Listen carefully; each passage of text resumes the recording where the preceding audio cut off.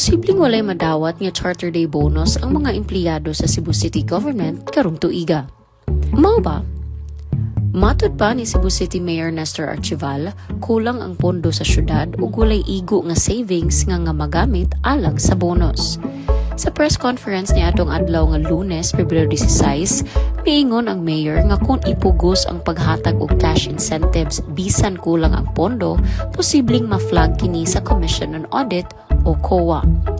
Pasabot niini, moabot ang notice of suspension og notice of disallowance ug iuli ra gihapon ang maong kwarta.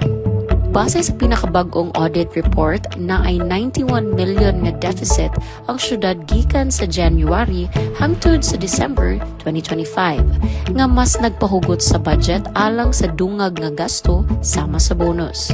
Gipahinumduman usab ni Archival nga nasuspenso na kaniadto sa COA ang Charter Day incentives tungod sa kakulangan sa pondo ug requirements.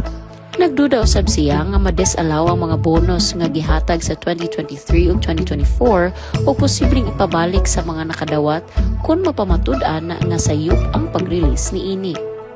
Matud pa sa mayor nga ang mga opisyal nga mipirma sa mga naaproba dili pa makaretrero kung dili mabayran ang tanang bonus nga kinahanglang ibalik. Alang karong tuiga, ang desisyon sa bonus magdepende sa final audit report ug sa level sa savings sa syudad.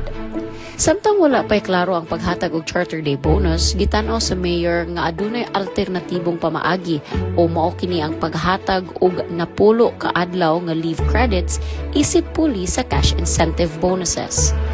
Ang Cebu City Charter Day ginasaulog matag Pebrero 24 isip paghinumdum sa pagka-chartered city sa Cebu ni adtong 1937.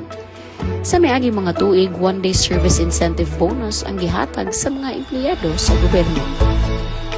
Mao ba?